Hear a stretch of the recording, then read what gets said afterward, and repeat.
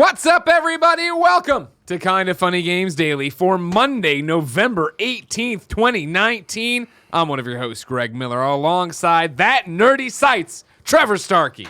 Thank you for having me, Greg. Thank you for coming in, Trev. Good to see you. You as well. Been too long. It has. It's been a couple years since I've been out here. I was going to say, when's the last time you were on camera on a Kinda Funny product? Was it your Gamescast? No. Okay. My Gamescast I did. Yeah, that was back in the spare bedroom days. Right? 2015. Yeah. Gamescast 21, if you want to go There back you and go. listen If to wants to go back we on. talk about Vita Essentials. And we're like, it'll never die. Yeah, right. This thing will be here forever. But the last time I was out here and on camera was I made a cameo on The Morning Show back when I was out here for IGN's 20th anniversary. Oh, okay. So I still had the longer hair at the time Yeah. and everything. But yeah, it's been a couple years. And then I kind of took a nice long break of not creating anything. Yeah. And then a few months ago, I was like, I want to get back into creating stuff. And so a couple weeks ago, we launched That Nerdy Site. And that's why you're here. Tell me what That Nerdy Site's all about. That Nerdy Site is a home for podcasts, video, and written content for all of the nerdy things we love. I did Trevor Trove for many years, kind of going it alone, and I looked around at people like OK Beast and Irrational Passions. Sure. And Clowns, both groups. yes, yeah. Blessing Alex Alex Here's O'Neill. a selfie. This is all I post. Do something. I love Persona 4 Gold. Right? And he just leans on all right. of the people he All works right, with. all right. Let's be kind to the community, guys. I haven't watched lately. so that's very fair. I've been looking at them recently. The analog I've been making was I kind of look at them as like the Fantastic Four and the X-Men Sure. of the kind of funny community in terms of the content creators out there. And so I decided to kind of create the Avengers, Okay. where I didn't want to go it alone with Trevor Trove anymore. So That Nerdy Site, I kind of partnered with Logan Wilkinson, who formerly of Irrational Passions. He's kind of out there. I think of myself as Iron Man, T. Stark, Tony Stark, Trevor Starkey. Okay, sure. Logan is very much the Captain America to my Iron Man. And then we kind of also have up-and-comer Chloe doing some video or some film podcast stuff with us. Pixel Brave, Christian Puente is out there. And then a handful of other kind of community members, Cameron Abbott, Jazz Foster, I don't want to forget them, Frank Bazzani, and who's the eighth? Why am I Here we blanking go. on Look at this? Oh, crap. You know what I mean? I should have written this down. Their resignation will be in Is your it email. Ben? Yes, Ben Bellevue. There you go. Thank you. The host of our That Wannabe film class, Yeah. Ben Bellevue in the community. I'm sorry, Ben. I'm so sorry. Ben's But yeah, fine about it. so 8 of us kind of out there creating content. And yeah, we launched that a few weeks ago, Extra Life Weekend, and it's been going really well. You can follow at That Nerdy Site if you want to support us on Patreon, patreon.com/thatnerdysite, all that fun stuff. We have an anime show that's going to be coming out in a couple months that Christian's going to be leading because that's certainly a passion of his. Sure. Pixel Brave, if you don't know, has done the community videos for many, many years. I take it for granted. I assume Yeah. everybody knows everybody. And- Yeah, and- like obviously, Pixel Brave is the one who goes and does all the filming at all the events for all the communities. Yeah. Finally started getting paid gigs with Pop Agenda. He came out and Indeed. did the Mizzou video with us back last year. Yeah. So he's got that anime show. That was our first kind of milestone stretch goal that we had. Our 3 base podcasts are That Nerdy Site show, which is kind of our version of the Kind of Funny podcast, Sure. where God have mercy on your souls. we get together. Have you talked each about week. Batman masturbating yet? Not yet. No. I'm sure it'll be somewhere in the near future. Sure, it'll come. When we get the Snyder Cut, of course. Yeah, of course. Yeah, it's happening, boys.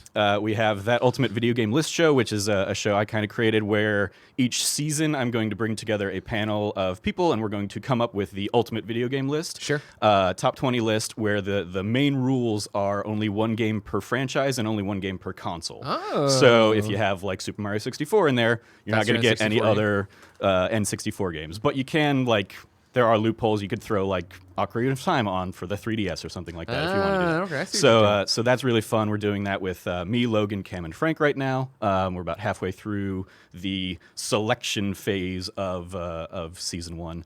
And then That Wannabe film class that I mentioned earlier is Ben Bellevue, Chloe, and Logan. And each week they kind of pick a movie based off of a monthly theme where they talk about films that they love. So That's so rad. far they've done Mamma Mia and I, Robot, and up next is National Treasure, and the theme for this month is films of the 2000s. So, Okay. Awesome. so yeah, they're having a great time with that as well. Well, I'm glad you're back creating content, Trevor. It's fun. It's been good to be back. All right, everybody should go to thatnerdysite.com. That Nerdy Site. Keep up with it there. But enough about that.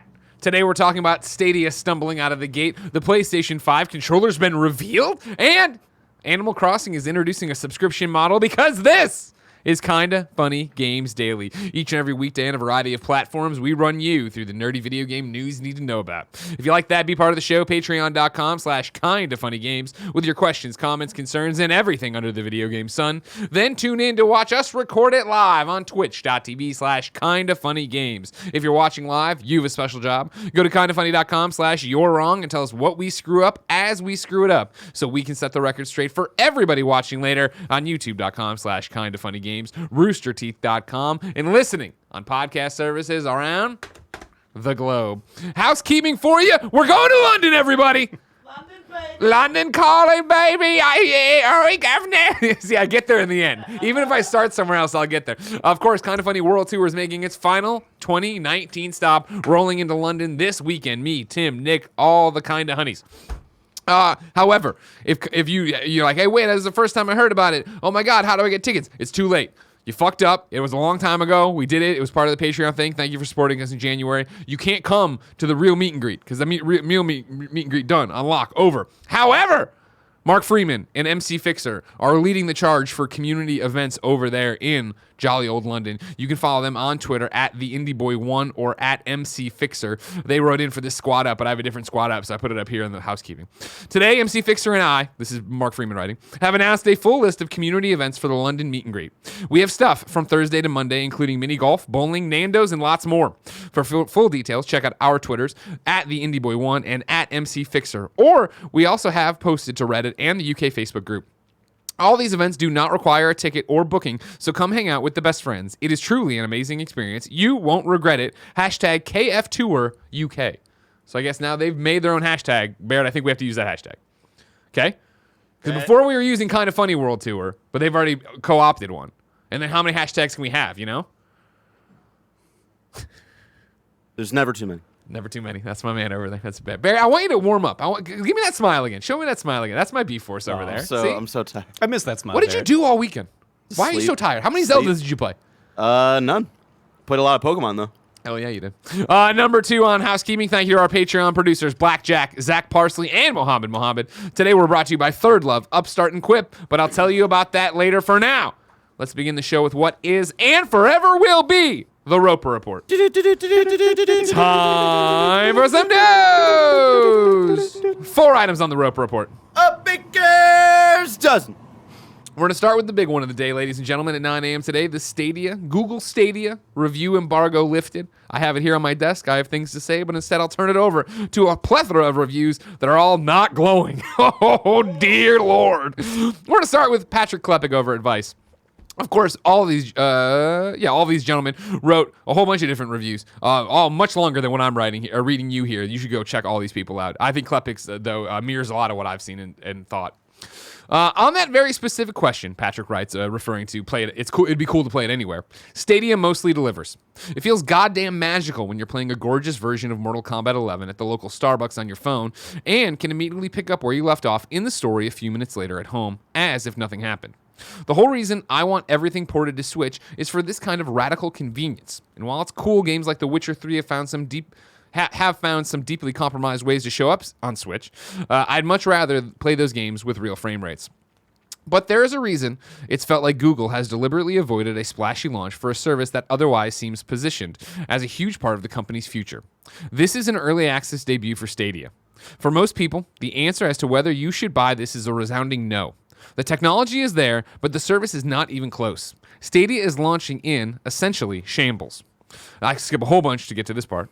Right now, for example, it's only possible to stream to Google's Pixel phone. You can't buy games through the TV interface. There's no family sharing, so if your kid wants their own Stadia account, they can't play your copy of Just Dance 2020. Have fun spending twice the money.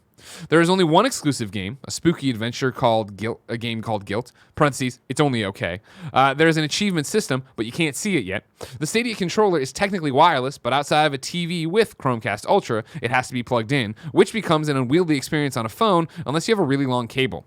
The list goes on, but you get the idea. Jumping over to Mike Williams at US Gamer. Google Stadia is simply not ready for launch. There's a kernel of a good idea here, a good concept for a service, but what Google is launching with simply isn't up to snuff. It's messy, it's missing features, and the Stadia experience across platforms simply isn't uniform enough to justify a full release. Again, jumping a whole bunch here for Mike's article. Stadia's streaming gameplay needs to be impeccable, and it's not at the moment. And maybe it looks better when compared to a $300 to $400 for Switch, Xbox One X, or PlayStation 4 Pro, but those systems have cheaper options that just play the games. Project xCloud might not be making as many promises as Stadia, but it's an add-on to an existing console with a much larger library.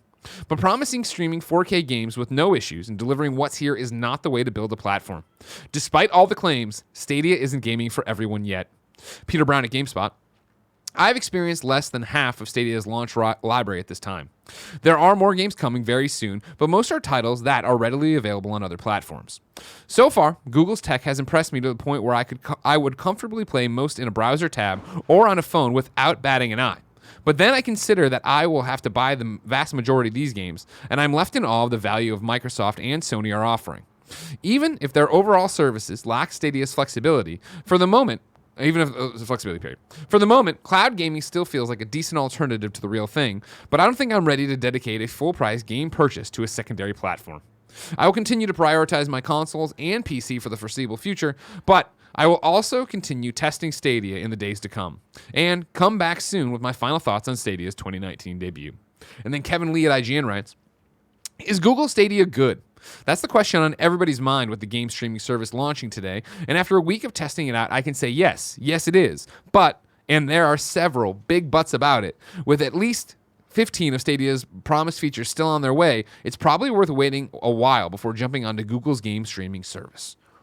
Oof! That is not a good showing for Stadia out the gate. Not at all, and I echo everything they've said. You know, I've been a big proponent and still am of streaming gaming, and I'm super excited for it, and I know I've talked at length about this on this show and a million other ones, but if you're just coming in for the headline, I want a streaming game service. I want to be able to take my games on the road. Remote play is almost there, but it's so many different things of the hotel's connection, my house's connection, and what's the delay there. The idea of having this, and xCloud for that matter, and be able to go right to it is awesome. In practice, it's not the tech that's not there as much. Like everybody's talking about it here, right? For the most part, the tech works pretty well. What I've played there, playing Destiny last night in my house with my Wi-Fi internet, right? I noticed it wasn't as, nanosecond precise, but it was fine. Mm-hmm. I could play that version of Destiny and have a good time. In the front office here where the internet's good, I was good. In the back office, me and Andy are like, oh my God, it barely runs. When I hooked up the Chromecast and plugged in the Ethernet and was playing on the TV, like Destiny, I felt like it was even closer to being perfect Destiny, but then it was the visual stuff as it got expanded to my TV of running and seeing like leaves pop in a second too early, so it was like where they shouldn't be as I was running through things. Okay. Artifacting where I'd be running and then all of a sudden, it would go wall blocking and things like that. I keep going back, and especially with this now here as proof or whatever, what we've been saying since they started ripping out the things they said they were going to have and revealing this launch lineup.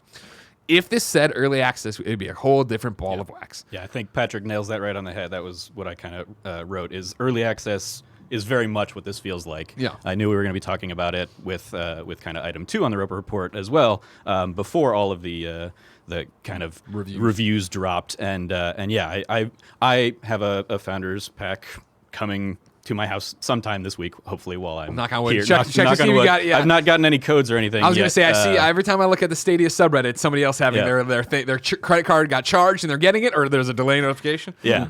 But I'll be checking it out and kind of providing my own kind of coverage through that nerdy site, thatnerdysite.com. So here's my question for you then. Yeah. If I can cut you off. Yeah. You have your pre-order coming. Would you keep your pre-order knowing all this, or is it for you like, well, we're that nerdy site, we want to be able to talk about everything? If I wasn't trying to cover this for content, I probably would have done what I saw a lot of people doing in the last week or two of canceling their pre-orders. Yeah. I'm very much in the same boat as you. I want there to be a successful streaming future, even if I often look at everybody saying we want to put everything on the Switch. We want everything on the Switch because it's portable and it's there and ready for us to go. I think the people that want that, I hear it most often from kind of reviewers and critics and enthusiasts like yourself. That's me.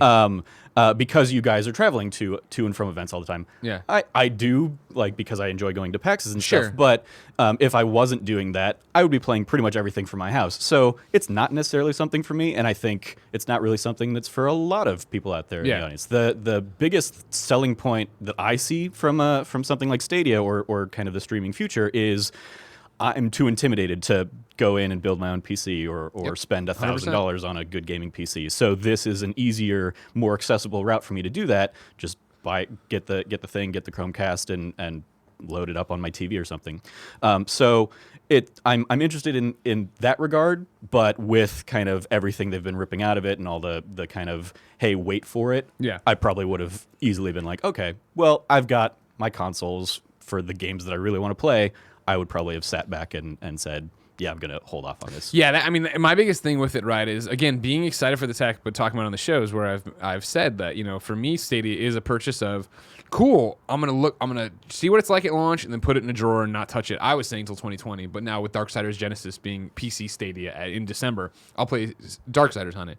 But to everybody's comments here in their reviews, right, like, this isn't something you need to rush out for. If you're not worried about your name as Game Over Greggy getting taken or something to that effect, I don't understand. Like, there isn't a gun to your head to go get this. Yeah. In fact, I think even what's fascinating about it and why, when you look at this, like, why did Stadia do this? Why did they rush it out? Why did they do this with all this stuff? Because, like, keep in mind, like, right now, if you're a visual viewer, if you're watching on YouTube, right, and Twitch, I'm holding up the Google Pixel in the stand connected to the Stadia controller, right?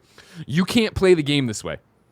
I don't have the USB-C to USB-C connector. Right now, the Stadia controller only works wirelessly with the Chromecast. So this is best case scenario visual right here of what you'd want this to look like and what you'd want it to be. So it's like, that alone, I think right there is the most damning, like, oh, right.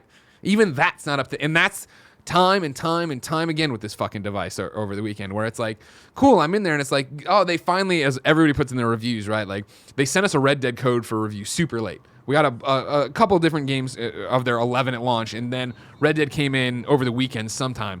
And when it did, it was like, awesome. I open up the Stadia app on my iPhone, which I can't play at all with. You know, there's no iOS support yet, which, again, whatever, it's coming. I understand this. I open it up, I click on my name, and I'm like, fuck, I thought this is where I could redeem the codes. Fuck, I can't. Oh, it must be because I open up the Pixel on the version of it, can't do it. I'm like, wait, can I only use the PC? Open up the Chromecast version. You have to go to the fucking PC to redeem a code right now. Like, it's like that. It's like, even when you're in Stadia, using Stadia on the Chromecast or on the phone or whatever, it still doesn't have the functionality that the .com has. And it's like, what the fuck? It's almost like they haven't been paying attention to all of the Epic Game Store stuff for the last 6 months that everybody's been mad about, and it's missing all of those features that everybody's wanting for anything out the gate these days. You can't launch a product with as few features as this without everybody saying, well, why would I jump to that? I already have this other thing that does all of this that I'm looking for. And it really puts them into this interesting situation of, I think the idea was, we need to beat Xbox out. We need to be out there before xCloud is a reality, right? Because, again, like, imagine if at XO19, Phil Spencer and all of them had been like, cool, xCloud is coming out of beta today, or we're expanding the beta to everyone, and it includes all your Xbox games and Game Pass. DOA. Why would I ever get this, right? Yep. And so the idea is get this out sooner, try to get to streaming first before everybody else, and then hopefully build an audience and a fan base and a store and an account and an ecosystem before we get to xCloud being like, oh no, xCloud's in beta, but you can still access everything on your Xbox. And that was the idea, and you think if you nail that, you're going to be great. When you fuck it up and all the reviews look like this, like, they've salted the earth for so many people, which sucks. And it's what I was talking about last week, I think, with Geo, of my concern then becomes, for everybody who wants to hate streaming, did this salt the earth for Project xCloud to an extent too? Ooh, now, the answer there is, it really doesn't matter for xCloud. You're talking about how this is ancillary content, right? Where it's, yeah, that's awesome for me, and maybe, honestly, probably will make me think really twice about when I have xCloud working and I can access any one of my games, like, shit, do I want to play my games on PlayStation? Do I really care that much? Am I ever going to platinum Game X? If not, why wouldn't I play it on Xbox and have it everywhere? Yeah. That's a much sexier promise than what we have right here and right now. Yeah, it's unfortunate because I was just looking up Jack Buser because I just didn't recall his name, but he came on We Have Cool Friends with You guys a few weeks back, very much talking about Google Stadia. And one of the things that he said a lot in that episode that stuck with me was when it's going to launch, the proof is in the pudding, was kind of his kind of, and right now, it's not great proof. And this is the issue. I was trying to think about it. Like, I didn't want to tweet because I knew we were going to do the show and I knew there'd be well more thought out reviews. And that's the thing too, is like, again, Stadia's problem, right, is that the launch lineup is garbage. Yeah. And that there's great games in there, but I've played those games. So for me, this weekend I have free time. I'd rather try to platinum Jedi and put in work there, right? So when it's like, all right, cool, I need to test Stadia, it's like, all right, I'll run around Destiny. I ran around Destiny. When I turned on Destiny last week when we got the unit, I had to go to Andy. I'm like, I don't remember how to do anything. Where do I go? And he's like, okay, cool. I ran around and shot stuff for 20 minutes, 30 minutes. Yeah. Okay, cool. It feels nothing, but I'm not even, it would be different if Borderlands was on this. I'd be able to tell you how that feels because I play so much Borderlands. Right. I can't. Let's jump out, and I tried the Guilt game. And I'm like, Guilt runs really well. It's again, it's an adventure game. It was running really great until this one time when I rounded a corner, crouched from the enemy, and I was like, all right, time. What? Stop walking. Stop walking. Why are you walking? Why are you walking? And it was the characters, and I'm like pounding all the buttons, couldn't stop it. I hit the Stadia button, that popped up. I had controls there. Something in the game worked, and again, this is a very isolated incident. Right, I'm not talking shit about it. But on top of that, Guilt just didn't look good on the big screen. I think Patrick's review talks about it that. It's crazy how good things look on the Pixel on the phone, and then when you get them on the TV, that's when it's like, oh, okay, yeah, this doesn't look exactly like my PlayStation. This doesn't look exactly like this. I think for Guilt in particular, playing it on Wi-Fi on the Chromecast on the TV, I was like, I think my Switch games look better than this. Yeah, I had a lot of that kind of experience with back in the Wii U with the gamepad versus on TV, and then again with the Switch. I have barely ever played anything on my Switch docked, and so everything looks great when I'm playing it in the handheld mode. But I remember specifically with Breath of the Wild that with all of my other issues with that game, which we might get into in one of the questions or something, I remember thinking, ooh, this looks much better when it's on a small screen on my Switch as opposed to putting it up on my 60-inch TV. Yeah, and again, that's where we get. I want to bring in a question here. Aman writes in to patreon.com/kindafunnygames and says, "Hey KF team, I want to get your opinions on the various streaming services for video games. Google getting into the game was a big deal, but as Stadia gets near to launch and the recent news from Xbox with regards to xCloud makes me think that Google doesn't stand a chance. Maybe if they're able to lock down a few third-party exclusives, but at the moment, Xbox is doing everything right to sell their service. What can Google do to make Stadia more appealing? Should Sony be making... keep Sony out of this conversation, I think. They don't have anything to do with this right here. To your point, to what you just said and what I just said about it looking better on a phone, again... That's why I think xCloud, not in beta form as it is right now, xCloud in 2020, when it is, play your games. Play Game Pass games. Really have the Xbox ecosystem in the cloud. That's the one that's the game changer, and I think the killing blow to Stadia. Because Stadia is wounded right now. I wouldn't say mortally wounded. We've seen different things come back, but you think about the Wii U. You think about the original Xbox One, you think about PS3, bad launch, and I guess PS3 did overcome in the end, but bad launches are so hard to recover from. Yeah, and most people don't realize that PS3 overtook it in the end because of the narrative, share. right? Yeah. And I think the important thing to all three of those examples from our recent memory I've just brought up is those were not their first time out the gate. Right. They were not looked at in a way of oh, you're not here to stay. Google still has that. Are they really going to make it? Are they really going to do this? What does this all reverberate back to? And so, long story short, where I was driving with that is that, again, when xCloud is cool, Greg, you own all these games on Xbox and you want to play them over there and you can do it both. When I'm playing it on the screen, I'll only ever play it on my iPad, on my iPhone, on a smaller screen. Because if I'm in front of a giant TV, I'm going to use my Xbox and I'm going to have the best experience. Yeah. If the experience with Stadia is never great anywhere, why would I ever play the games there? Yeah, I think that's very much kind of what we need to see from Stadia is how well the viability of it on kind of when they get the 4K streaming up and going, which is another one of those things they ripped out, pre-launch. Yeah. I think Google certainly has the resources if they are dedicated to put behind this, but there's also that list of all of the things that Google has walked away from. Yeah, I'm trying to find it on Klepic's thing today. He put up a thing hey, we're going to the podcast. Do this. If you got questions, do this. And somebody responded with maybe it's this. Yeah, somebody responded with Jason Scott. This is a tweet from Jason Scott, who I don't know. Oh wait, maybe I do. No, maybe I don't. Jason Scott, who says, to celebrate the official launch of Google Stadia tomorrow, I've created a single-purpose website, StadiaCountdown.com. It is a countdown timer set for the average lifespan of any Google service/product, which is 4 years. And so when you go to StadiaCountdown.com, it is just counting down in hours, minutes, and seconds to when Google shuts down. And days. Yeah, it's days too. Yeah. So I mean, it's like. It's ready, like, there's already this sense of, are they committed? Are they going to make this? Is this really going to happen?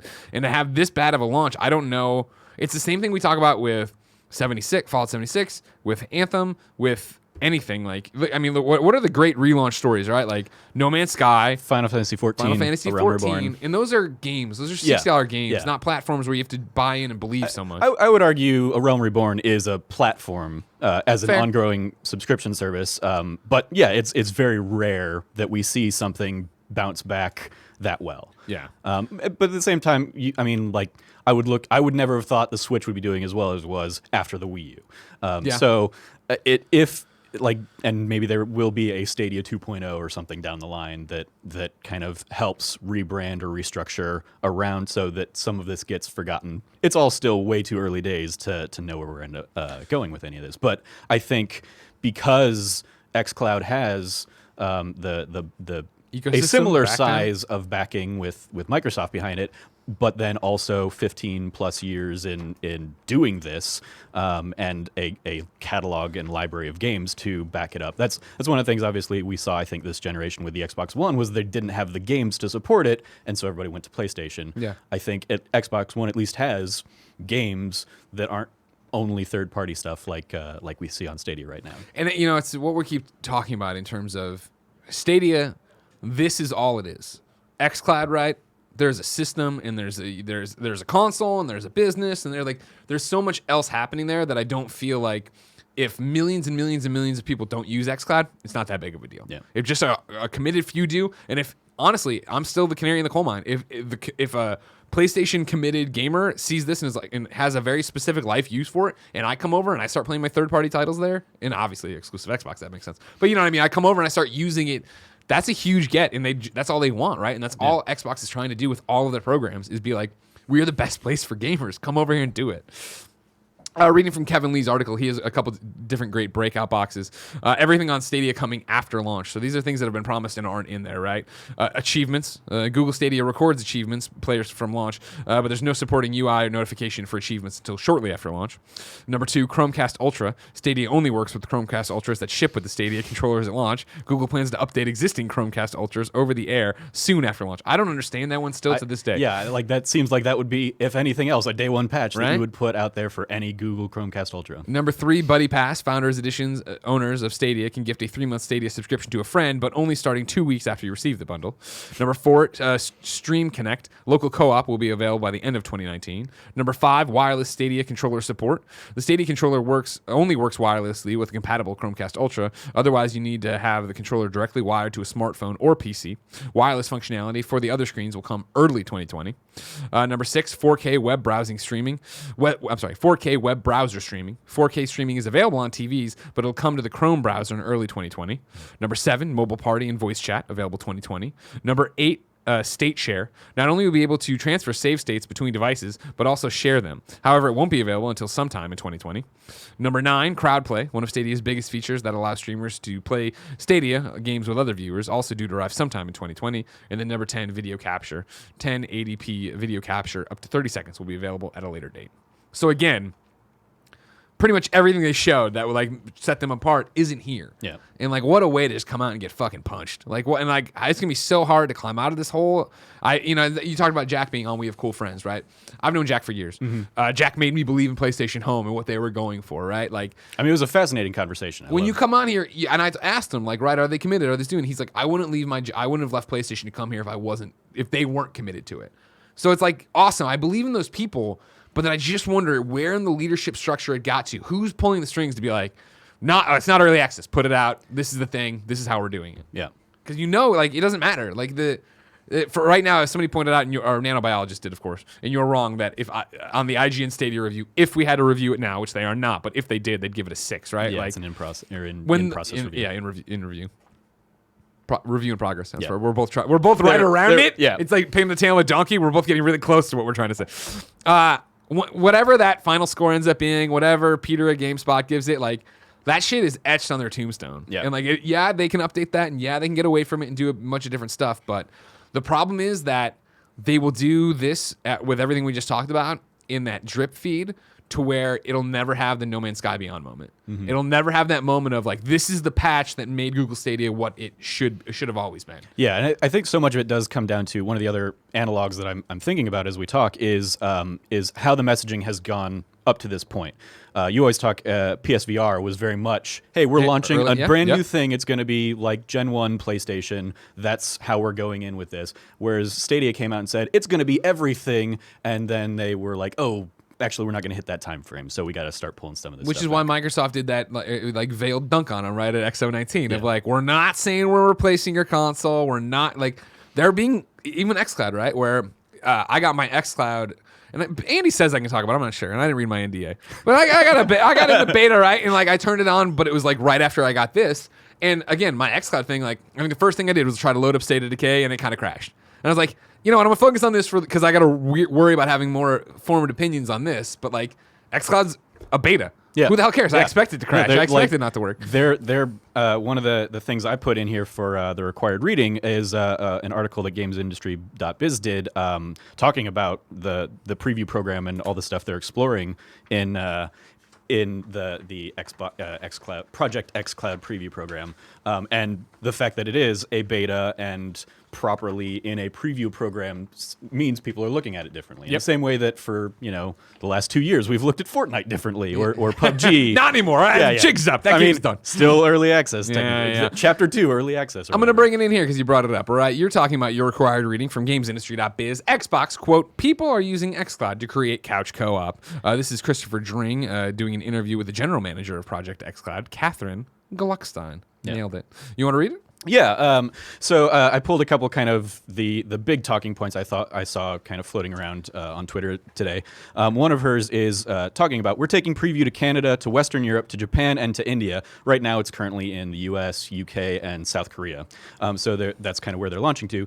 With India today, there are more people who play games in India than the population of the US, about 300 million. It's a huge gaming market, but but not one we've played in before. It's a really interesting place for us to go and learn. So, like right there, the thing I brought to you earlier was that I think we often forget about the size and scope of like the India or the Chinese markets. Sure. With both of those countries having 1 billion plus people, they have a significantly larger potential gamer base than we do. So with all this stuff going on with Blizzard in the last few weeks or last couple months, it's bad in Free Hong Kong and all that, but I very much understand the business rationale of there's a huge market out there that even if we lost every single U.S. player, like that could easily be replaced by some of those emerging markets. Not to mention, I think when we're talking about this kind of emerging tech, yeah, right? If you're talking about about 300 million, right? Like if you can get a 1% of that out there playing this, you're stress testing it in a way that it isn't getting stress tested in the West. Yeah. Then kind of the talking point that they pull in kind of there for the title of the article, Sea of Thieves doesn't support couch co-op. People in the program are using Project xCloud to create couch co-op experiences. When I play at home, one of my kids is playing on, this is Catherine, one of my kids is playing on Xbox One, another is on my Surface Book 2, and I'm sat right next to them on Project xCloud. We're all in the same room playing together. A good percentage of the love notes we've received have been about someone else in the household monopolizing a TV, yet now they can still play together. And obviously, we can't all have the like side-by-side gaming stream setups that I know you and Jen have, I know Andrea and I mean, John have. That's exactly what I'm talking about, right? Where it is that idea of like, some of my most recent favorite memories, right, were Monster Hunter and Division, right? Where it'd be like when Kevin came over and we did a sleepover, and then Scott Lowe and Xavier Woods came over during GDC to play the Division, and it was like the old school days of dragging all these screens into the room. But like, if you're doing it on your phone, if you're all doing it on your tablets, that's awesome. Yeah. And then kind of one of the last takeaways that I had from this article that I wanted to touch on is I think this very much helps set the stage for Xbox to kind of further change the conversation next generation. Like I think we saw this generation where they've moved away from reporting, unit sales, obviously, for a number of reasons. But I think this kind of mentality that they're exploring with Project xCloud helps further change the conversation from how many units have we sold to how many subscribers, how many users do we have. And if PlayStation goes out there and says we sold 100 PS5s, and Xbox comes out and says great, but we've got 150 million subscribers in xCloud in some of these emerging markets, that's going to like significantly, I think, change the game for the next generation. Yeah, this next generation is going to be super fascinating, and I know we say that every generation, but it's because it always is. But like, especially where we are now, think about where we were at the end of the PS3 360 life cycle, getting ready for PS4, Xbox One, and it was all right. Maybe there'll be one more console generation, right? Yeah. And like, we weren't talking about streaming. Like, when PlayStation bought Gaikai, we knew something was going to happen, but we weren't sure what. And I don't think we were thinking we'd be here. And it's always this thing of, the biggest problem, Klepek brings it up in his, is like bandwidth and how much, Stadia streaming is eating up into bandwidth and data caps and all that stuff. And you are seeing already like the technological advancements of, all right, we can, for the most part, do this, where you're streaming a game and it feels good and all that stuff. But now there's limitations of where the world's at with the internet and how does that move on and where do we go? Mm-hmm. Can't wait to see what happens in 5 years. Yeah. If we're all alive. Very exciting. Number 2, after all that bad news for Google Stadia, I got some good one. They're adding more games. Stadia's day one launch lineup has increased to 22 titles, spanning a broad variety of game genres. The Stadia launch lineup of hit games delivers incredible quality for players to enjoy. Stadia's day one titles include Assassin's Creed Odyssey, which we already knew. New, though, Attack on Titan, Final Battle 2. Destiny 2, the collection, which we already knew, available in the Stadia Pro. Farming Simulator 2019 is a new game. Final Fantasy 15, a new game. Football Manager 2020, a new game. Grid 2019, a new game, and has that 40-player multiplayer thing. Guilt, Just Dance 2020, Kine. Metro Exodus, a new game. Mortal Kombat 11. NBA 2K20, a new game. Rage 2, a new game. Then Rise of the Tomb Raider. Red Dead Redemption 2. Samurai Showdown, which is also available in Stadia Pro. Shadow of the Tomb Raider. Thumper. Tomb Raider 2013. New game Trials Rising. And new game Wolfenstein Youngblood. The Stadia press release goes on to say, additional games expected to be playable on Stadia by the end of the year include Borderlands 3, Ghost Recon Breakpoint, Dragon Ball Xenoverse, and Darksiders Genesis. Of course, there are many more titles that have been announced as coming to Stadia in 2020, including Doom Eternal, Watch Dogs Legion, God and Monsters, and Cyberpunk 2077. A weird last-minute thing that I saw a Keeley break on Twitter, and I had to go to my email. I'm like, oh, there it is. But also interesting that I saw everybody sharing Keeley's tweet. I was like, did fucking Stadia tweet this? Did only Jeff Keeley was the only one smart enough to be like, I should put this out there? And Stadia PR was like, oh, fuck, we should have said something. Yeah. And like all those new games, we're already in the bucket of that kind of end there is of like these were going to come out this year they were coming. anyway. Yeah. So I think a lot of this came out from the backlash of, hey, you guys are only launching with 12 games. Yeah. So it further kind of supports that idea of this being in early access. If they had all these games ready enough to go that they would announce an initial slate and then a few days later announce 10 more games are going to be part of that initial slate. But man, at the 11th hour, right? Yeah. Like, I mean, to break it over the weekend, like, what a weird move. And that's why it feels very reactionary. It feels like, oh, okay, Totally. well, we've got all these, we were holding them back, but if you really want more stuff, we can flip the switch on these. They're all ready to go. Yeah. And here you are. Here you've got 10 more games. We've almost doubled our lineup. Yeah, but still, like, what, none of them are awesome. Or, Yeah. I shouldn't say that. Yeah. I understand the argument that it could be new to you, and that's great. Yeah. I just doubt it. Tomb Raider 2013, a great game, but I played it in 2013. Right? And that's my thing is like, and we talk about, it's just such a weird thing of if it's a launch, then you need the system selling launch exclusives, right? But if it's not a launch and it's early access, then this is fun. It's just such a weird back and forth of what the fuck is this? I've seen the question going around is, who is this for? Yeah, I think I saw Mike Futter have like a whole tweet thread. And I think it was included Mike from US Gamer had it in his review too. It's that question. For me, it's not even like who is this for as much as like, what is this launch? What if I'm at Google Stadia? If I'm working next to Jared Petty, what do we think we're doing? Like, do we think we're launching a product? Do we think we're launching a beta? Do we think like what are the metrics for success? Where are you expecting this to come out? Because none of these people there are stupid, right? Yeah. They pulled all these industry vets. So at what point did they look at this and go, oh fuck, this isn't a good launch. This maybe we're not launching. Like I was excited for the platform to launch. The game's on it so much, I'm like, I don't care about any of these, right? Mm-hmm. So it's like, okay, none of the shit's there. Cool, I got my name, I got my controller, it'll sit in a drawer till Darksiders Genesis in a couple weeks. Hopefully, knock on wood, that'll happen still. Yeah. Is that fine? Is that like, what do you do with all the bad press you're getting? I mean, for me, the games I am going to probably pick up and play on this to kind of test it out are Rage 2 and Wolfenstein Youngblood, a couple games that I missed from earlier in the year. Yeah. And am interested in, but was not interested enough to get them day one, kind of day and date. So I'm looking forward to like exploring some of these. Red Dead Redemption 2 being on there and not Grand Theft Auto 5 seems like a very big misstep, because it seems like with the juggernaut that game is, Yeah. the Grand Theft Auto 5, like, yeah, put it on Stadia. One more thing, people can buy it and they can, continue to sell and top the NPD charts every month.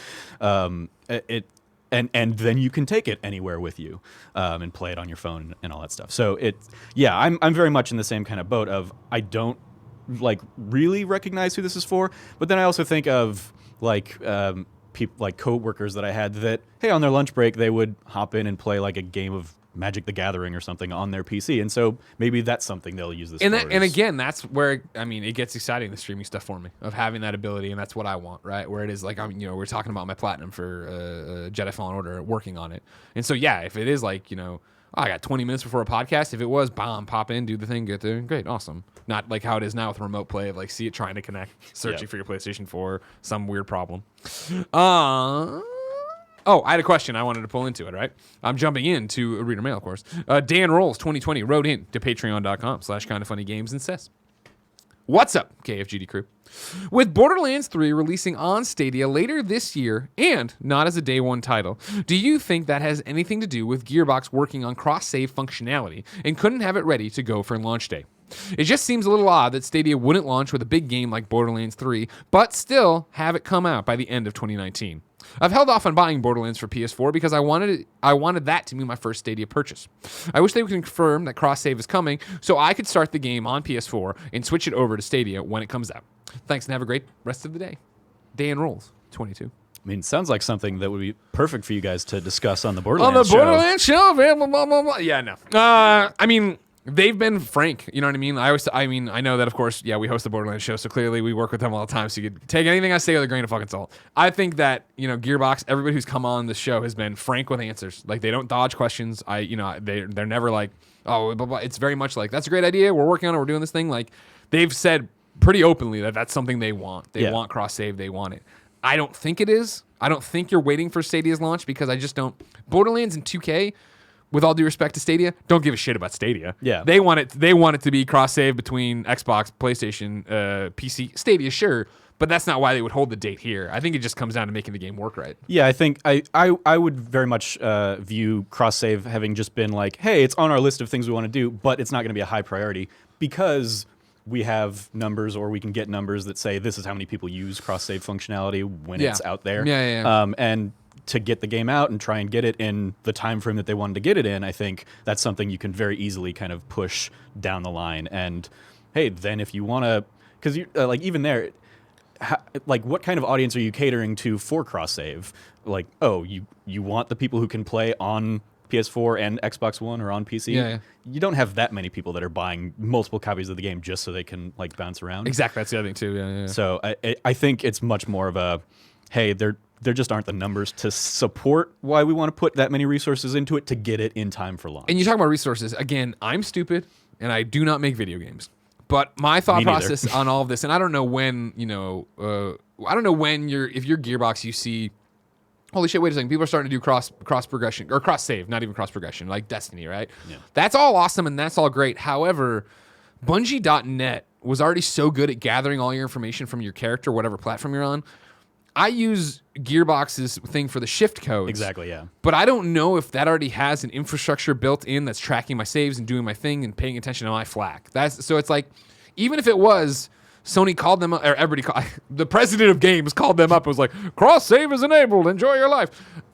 Cool, you need to come up with your own infrastructure to make that happen. Yeah. And so I would imagine that's the biggest hurdle to doing this, is like, shit. Yeah. Go in there and retrofit this thing to look at that to do the thing. And I certainly think that because they've been doing that shift code thing for years, and you have a 2K account or a Gearbox account to get that, like, they're already leaps and bounds ahead of other people that would maybe try and implement cross save but don't have that separate login where, like, hey, this is a unique to you, because you log into Shift and you can link it to your PC, your Steam account, your Xbox, your PS account. So it from that kind of architectural, like there's some kind of linkage there where you could say, okay, this is who you're playing on each of these platforms. But yeah, it's I'm sure a much bigger haul than either of us would be able to fathom. We're two morons. We definitely couldn't do that, all right? Two things from You're Wrong. Choco writes in and says, John Justice was on a Stadia cast interview, and he mentioned that more games may be announced before launch because they were awaiting final certification. So you had to go through that. Okay. And then Nanobiologist also calls out that the email you and I both got, right? Since we're pre-orders here. Read this before playing games on Stadia. This got sent out to everybody, right? Basically with a lot of the stuff you'd expect, right? Use your Ultra with an Ethernet cable. It's going to be a big difference. If you're playing over Wi-Fi and your Wi-Fi supports both 2.4 gigahertz and 5 gigahertz, use the 5 gigahertz. Make sure everything's on the same network. And then there was one that everybody's like flipping out about, but I don't think is that much of a surprise, right? For best performance, don't stream movies or music to other devices in other parts of the house while playing games on Stadia. It can slow things down. Yeah, that was the one I pulled when I got the email to you and said like, oh, that's because it's also in the email. That's the one they finish on. Yeah, so it's like, oh, okay, that's save the bad news for last. But I mean, also makes sense. But also, I really like Disney Plus, guys. I pretty much have been playing Death Stranding and Jedi Fallen Order with Disney Plus on my laptop. What have you been watching? I've been watching through Rebels, Star Wars Rebels. Oh yeah, yeah. Because I didn't have Disney XD or whatever, so it's one that I've always wanted to get into. I'm like 3 seasons through that. Nice. Obviously, Mandalorian. Yeah. I also am really enjoying. I think it's called the Imagineering story. Yes, the Imagineers. Yeah, the documentary. I love it. Yeah, I love it. I'm loving that one as a much more, I think, fervent Disneyland fan than yourself. That's definitely one I would definitely put in front of Tim as well. Oh yeah, I think he would. Love Tim knows everything about Disney Plus. Don't worry about that. Yeah, for this London trip, obviously, I'm loading up the Switch with games and whatever. Going to do some Pokemon. Going to finally start Link's Awakening. I also want to get Obra Dinn on there. But on top of that, I'm going to go. Somebody put up the nice thing on the subreddit of like, here, if you just want to watch some Clone Wars order. Here's what to watch. Yeah. If you don't want to watch it all, I'm going to download those episodes too. I got you, baby bear. B-Force, it's happening. It's all the important ones and then the Watto episode, right? And then Lord of Pwn has a You're Wrong. The shift system was used to transfer your PS3 saves to PS4 and Vita in Borderlands 2. Yeah, that's a great point. And they did, I think they did that with the Xbox 360 to Xbox One too. I remember doing that with the Handsome Collection. Yeah, exactly. So there is a precedent for it. They must have some kind of back end for it. However, making it communicate with everything else, who knows? Yeah. Number 3 on the Roper Report. Yeah, that's right. Number 3, 47 minutes in. Did we just get the PlayStation 5 controller? There's a new PlayStation controller being patented. This is Andy Robinson over at VideoGamesChronicle.com. Barrett, I put Kevin in there because I thought he'd be doing it, but I have a hyperlink at the top of this if you could put it in there to show the kids the patent. Sony Interactive Entertainment Patent has revealed images of what could be the PlayStation 5's controller. The images, which were published on the Japanese Patent Office website today, are attributed to the PlayStation manufacturer and match a description of the PS5's prototype pad in a Wired article, in which Sony's next-gen controller is described to look an awful lot like the PS4's DualShock 4. The patent specifically highlights a microphone, but comparison images posted online show that there are many subtle design changes between the pictured controller and the DualShock 4. The controller pictured in the patent features larger triggers, slightly smaller sticks, a USB port, and no light bar. So we can see it here. You can see it all popped up there. DualShock 4 next to it on the back over there. Nothing too shocking. You know what I mean? Continuing to iterate. No light bar I thought was interesting, right? Yeah, it feels like, I mean, it's such a critical component of the PSVR, exactly. And they've said that DualShock or the DualShock 5 and PS5 are going to be still. And so that's my PSVR interesting thing. compatible. Before we go any further, I do want to point out, of course, take patents with a grain of salt. I've done podcasts beyond long enough to remember the Move controller that's split into 2 things and never ever came to be. But yeah, the light bar is an interesting one. I guess my argument for eliminating it here would be, sure, PlayStation VR going forward works with the PlayStation 5. So we're banking on you already having it and then not selling back your DualShock 4 light bar controller because you'd already want to come into that ecosystem. And then when we launch a PlayStation VR 2 for PlayStation 5, either we're doing away with those kind of games, like Astrobot or whatever, or we're just going to use gyros on it, or we're going to package it with a special controller. I don't know. There's ways around it, but all of them are clunky. Yeah, I mean, they could definitely have tech in there that behaves like a light bar without being a light up Yeah. thing. Yeah, Like yeah. that is certainly an advancement that they could have made in the last few years. But I'm also looking at I guess that the right hand side is the DualShock 4. Yeah, that's right. Yeah. That's because I was looking at that. I was like, well, that looks it exactly looks the same. It looks like the light bar.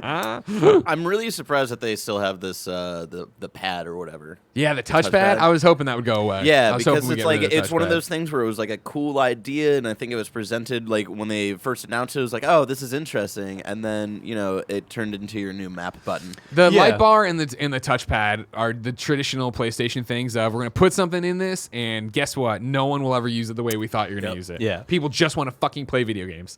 But also at this point, like the touchpad is in most games like a second options button, or it's Yeah. like, hey, the touchpad takes you to the map and the options takes you to the options. or Yep, something totally. like But that. I mean, yeah, and that's why we'd get. I guess you got to keep the share button, right? But even on Stadia, it's like, when I was playing, I was like, oh shit, this is now the touchpad, or you know what I mean? This little dot button is the Yeah. touchpad. I got it. Cool. I digress. Whatever. We'll see what happens. Cool that Jedi Fallen Order, the light bar changes to my lightsaber color. Yeah. I'll take that. You know what I mean?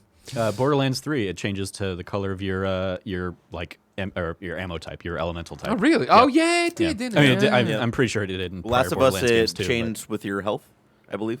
Yeah. Yeah. No, they're, Yeah. there's They, that. they That's use so it. cool. What was, It's like that's one of the things that I'm most like just a small thing. I wonder what the developers are thinking of somebody has to code that and figure Yeah. out if this then this, if you're in this condition your light bar is going to be this thing.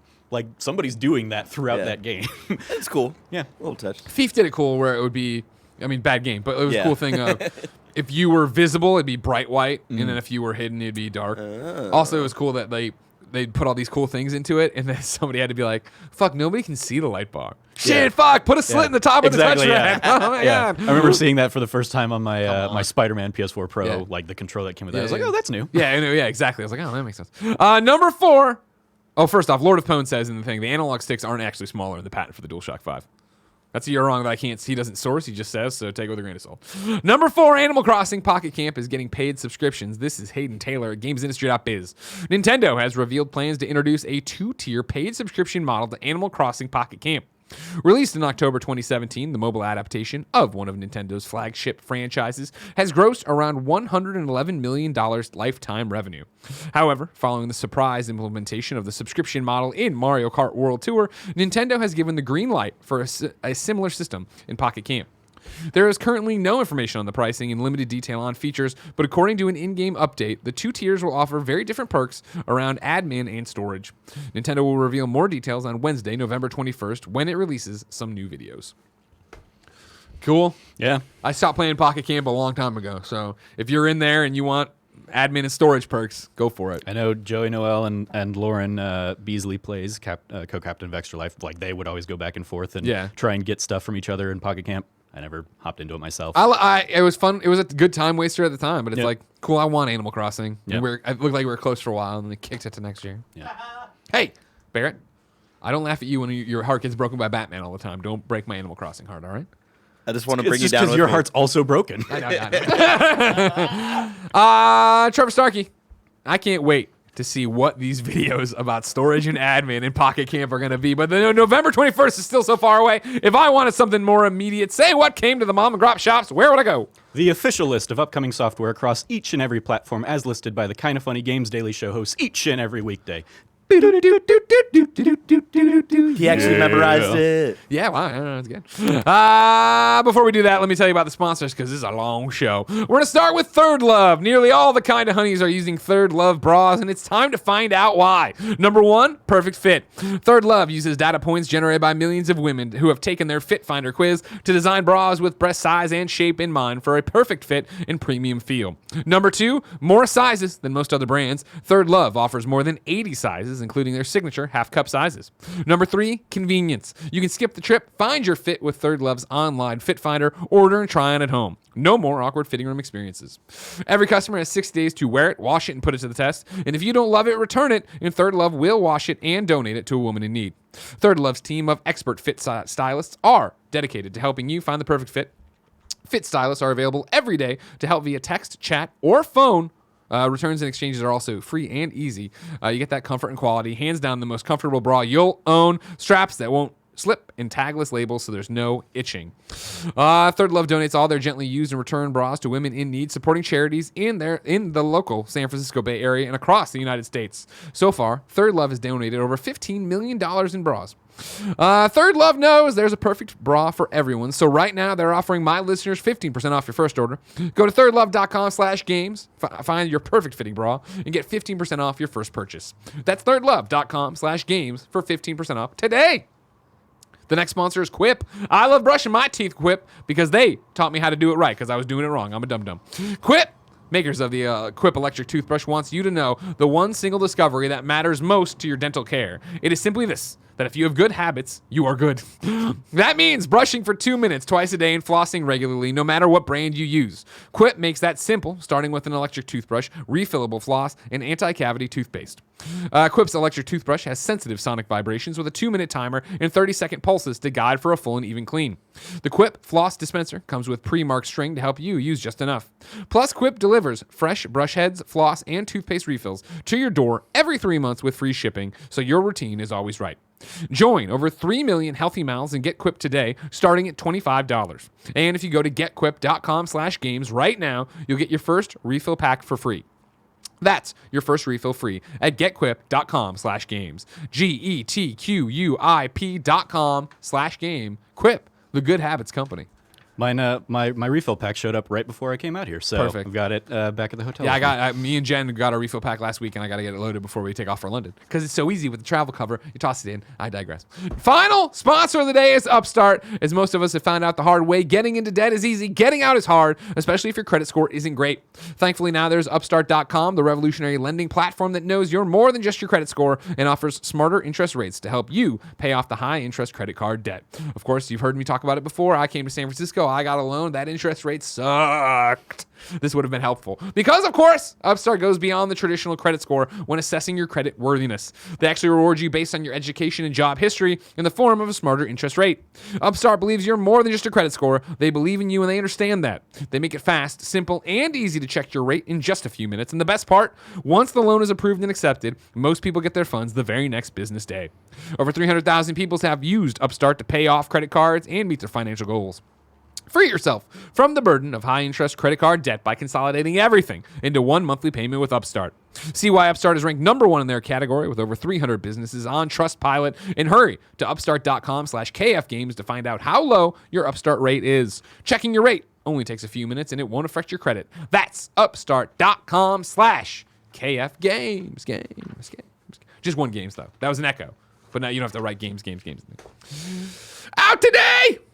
Railroad Corporation on PC, Blue Kid 2 on Switch, Santa Tracker on PC, Dino Drifters on PC, Oil Mogul on PC, Paul's World on PC, Space Shapes on PC. Enjoy, PC players. Dorks. So I'm coming here on a Monday. Yep, it's going to be a PC. You're going to get some Paul's World. Can't wait to see what that's all about. New dates for you. Kerbal Space Program Breaking Ground, which is an expansion, comes to PlayStation 4 and Xbox One on the 12th. No, that's right. Damn, I went European for a second. You did. Damn, weird. You're getting all ready for December your 5th, governor. I'm ready. Oi, governor! Coming on the 5th of December, ain't we? Oh, Santa Tracker.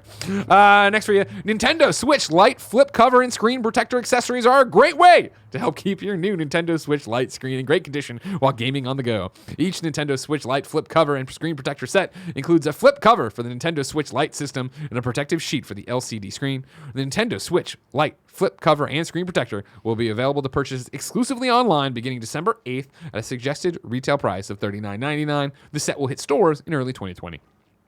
Then, Spin Tires Chernobyl is going to be available for PC on Steam and other digital distribution platforms December 13th.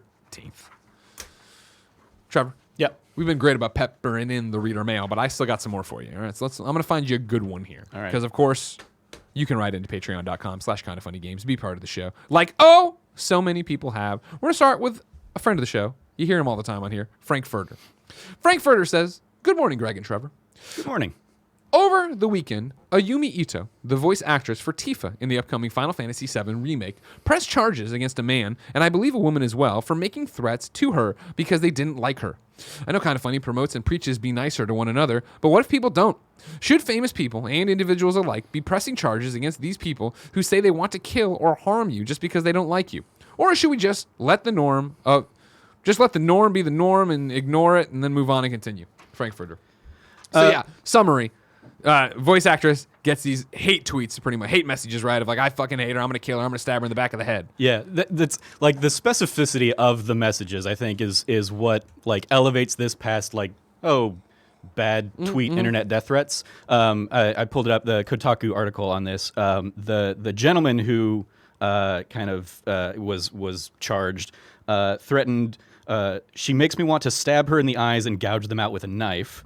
And then the woman who made the threat similar, I hate her so much, I want to kill her. I'm going to stab her in the back of her hand with all my might.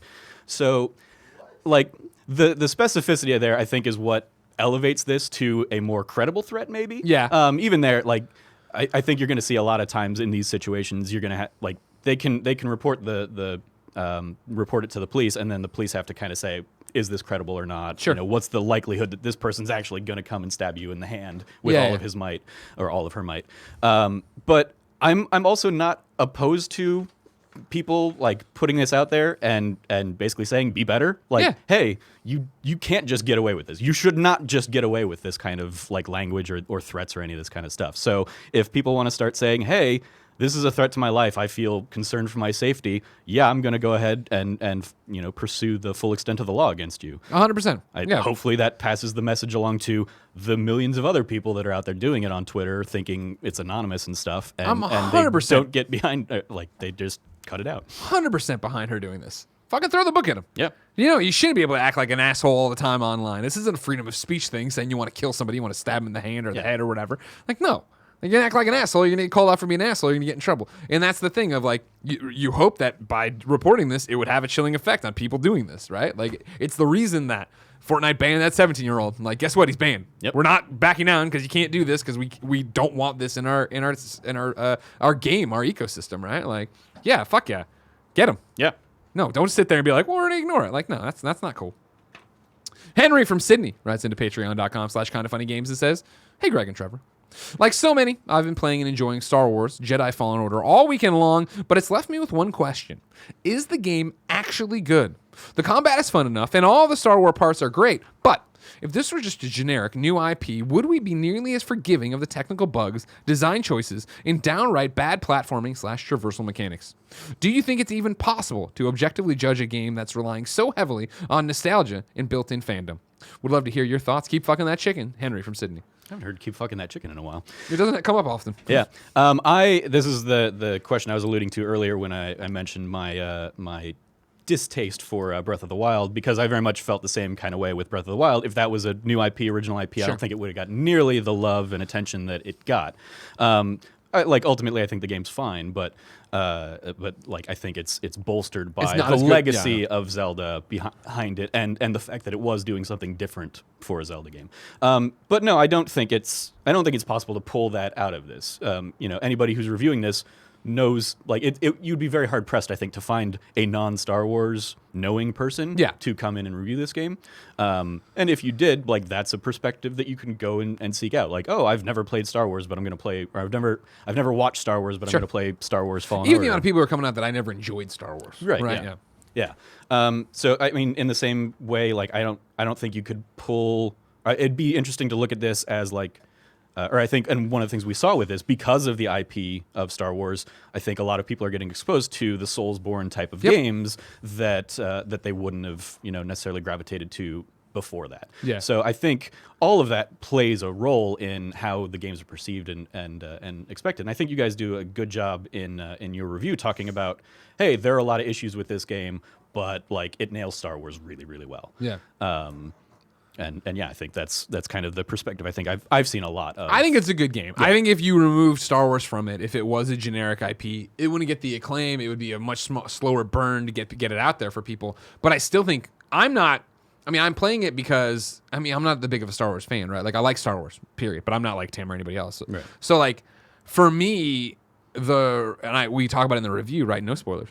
But I appreciate that they didn't do the Battlefront 2 route, right? It's not shoehorning in characters that don't, like, you know what I mean? It is, if you were to remove Star Wars from it, it would just be a cool space opera that I'm in and I'm jumping around platforming and using a sword. Like, that would still be fun to play. I would, like, right now as I'm going through and trying to platinum it, I'm not there because, man, I'm existing in Star Wars. I'm there because combat's really fun and I enjoy exploring and I'm in this one thing and I need 3%. Where's the one secret I'm looking for? Like, that's cool. Yeah, I think the gameplay loop of it is good enough that it's takes Star Wars out of this, and it's still a fun, enjoyable gameplay. Yeah. I think it could have been. I mean, based on my early impressions, I'm only on the second or third planet at this point, but I feel like it could have been cooked a little bit longer. With all the bugs that people are seeing and stuff. But again, you want to try. Like the company's gonna, and we see this increasingly these days, where you get it out to get it out, and we'll patch a lot of that other stuff in post. Yeah, and there's enough of this that can be fixed that's going to make it totally a better and better game. When you play that game in a month and a half, you assume it won't be that way in terms of the weird loads that I'm having in Kashyyyk right now as I run around. I'm like, why is this happening in the middle of nowhere? All the people who are going to get this game for Christmas are going to love it. Yeah.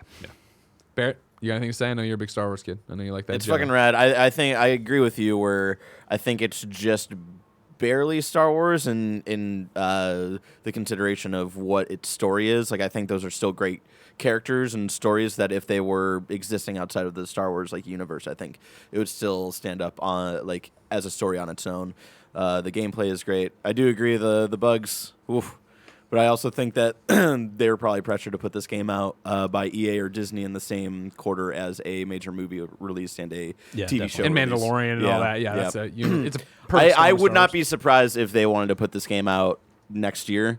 But also next year is it's a busy time next year. It was a great idea to do here. You know what I Yeah. mean? Because again, to my comments on Friday of it's been kind of an interesting week. If this one, it's not a week. What about X, Y, and Z? And then this game comes out semi-broken, and we're like, game of the year. Yeah. And that's, if this went up against Cyberpunk or anything, we would No not way. be talking about this game as much. We'd be like, as we what a have. fun action game. yeah, I don't think the game needed that much more time to cook. So pushing it to Q1 of next year, EA does that all the time. They did that all the time with the BioWare games and whatnot. Right. That's the end of their fiscal year. So if they really need to get it in by the end of the year, that's their move. Yeah. Right. But they really wanted to get it out now, and they could get it out now without having to wait until Star Wars Episode 9 is out there. Right. Yep.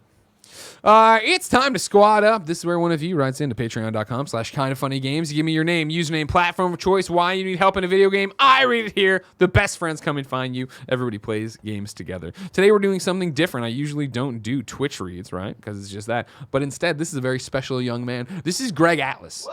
You might not know Greg Atlus, but you know Greg Atlus, of course, the first in line for any kind of funny event.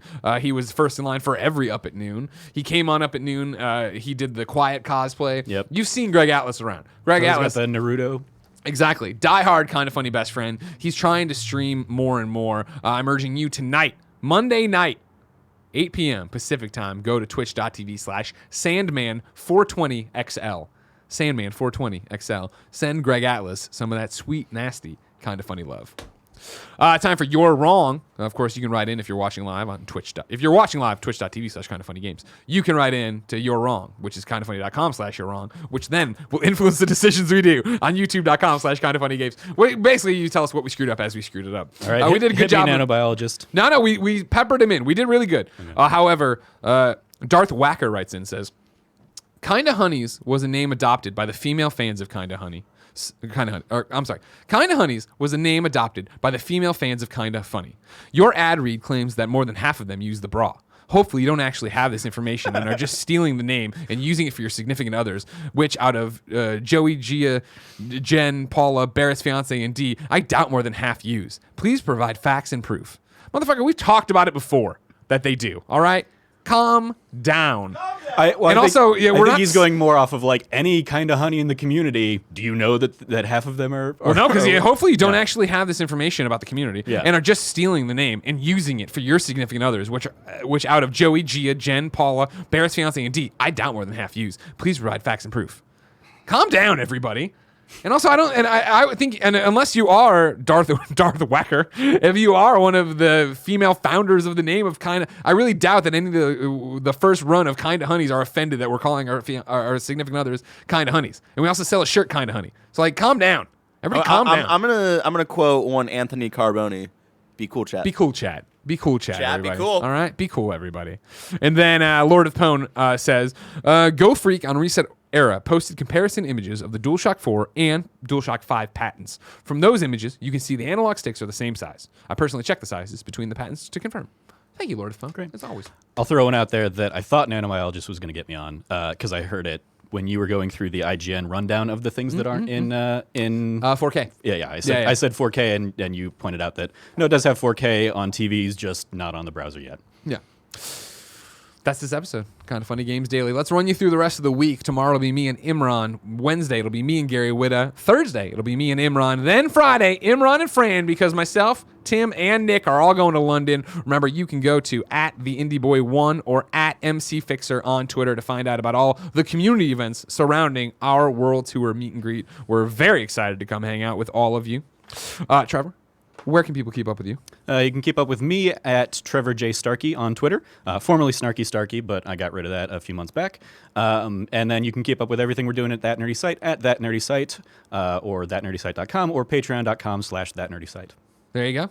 Thank you so much. You Thank did a you. great job, buddy. Thanks for having me. And congratulations again on That Nerdy Site. I'm very proud of all of you. Thank you. I'm very excited to see where we go with it. Me too. Until next time, ladies and gentlemen, it's been our pleasure to serve you.